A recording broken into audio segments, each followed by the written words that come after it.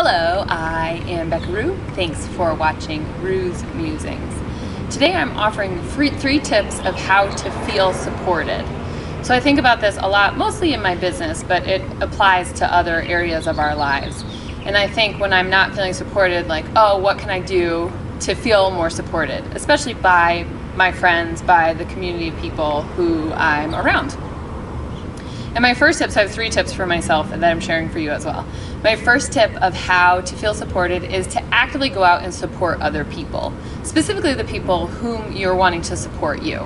So that if I want Jules, my camera woman, to come to play yoga, then I come and use her design services. I buy her Simple Body products and I recommend her design services and her Simple Body products to my friends.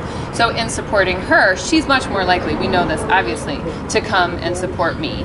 And that's super easily said, of course, but our lives are really busy, so it has a lot to do with really where are you spending your time, where are you spending your energy, where are you spending your money. Because if a friend of yours is really supportive of you in your life and in your business, aren't you more likely to support them?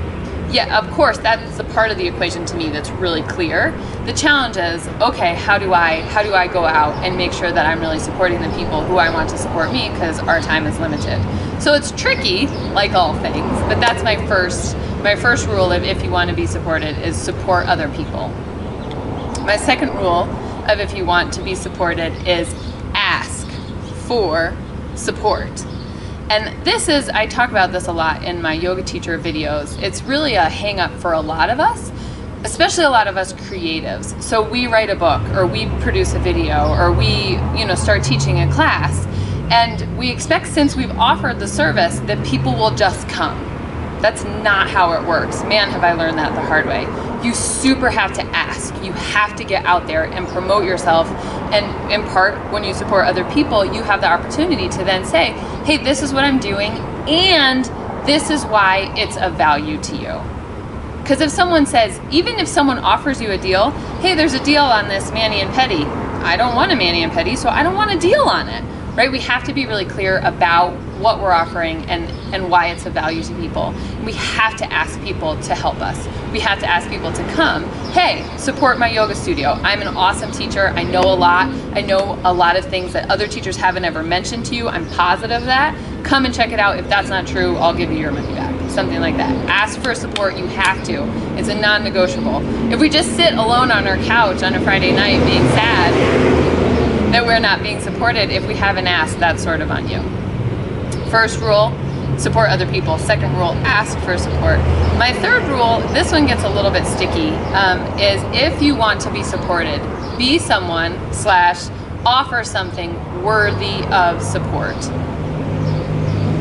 And I think a little bit about Atlas Shrugged. So sometimes to me, need is worthy of support, right? There are certainly people and demographics in the world who genuinely need help and support, and they hopefully show up in the areas in their life in which they can, so that then where there's a need, they're getting supported. What I'm sensitive about, or where I feel like is a rub for me, is the whiny, I want your support just because I don't want to have to do it myself. And it's sensitive for me because I have a tendency towards that. I don't want to. You should just do it for me. That's not being worthy of support, in my opinion. So when the need, I guess it really comes down to showing up in our lives where we can and offering ourselves fully where we can, and knowing that we're not awesome, we're not Michael Jordan in every facet of our lives. So you show up in the facets that you can and you offer yourself fully, so that then where you're needing other help, you're more worthy of it. That makes sense, right? Yeah, Jules is nodding. Thanks, Jules. What was the other part about that one? It's coming. Yeah, I think that's it. Be worthy. So I can't just publish my journal pages. No one wants to read that, right? So it's like, oh, I spend a lot of time journaling, but it's not edited. There hasn't been time and effort put into it. So if you want someone to purchase a product of yours, you've got to put in all the time to market the product, to brand the product, to make the product worthy of someone buying it. Does that make sense? It does, of course it makes sense. And again, I want it to be the other way. I want it to be like, well, I just teach great yoga, so you're gonna come. I don't have to do anything to make you come to yoga. Just because it's worthy of your time, that's where, again, it's like I have to ask for it and I have to support other people. So you see that the three sort of mesh into one another. But I challenge us, right? I challenge me, I challenge you. If you're wanting support for yourself in your life or for your business, go out and do these three things, see if it makes a difference. Lastly, the little hook at the end is that all three of these can be applied to yourself. So if you want to show up for yourself, you have to ask for it. You have to show up in other ways, right? If we want to really lose weight or we want to get healthy, we have to show up for it, and we have to be worthy of that. So we have to be willing. It all comes around to showing up. Thanks so much. Support yourself. Support me. Support the people you like. Share this video. That would be a way you could support me, is you could say share. I'm going to show my friends this, especially the friends who are maybe feeling unsupported right now. I'll see you next week. Bye-bye.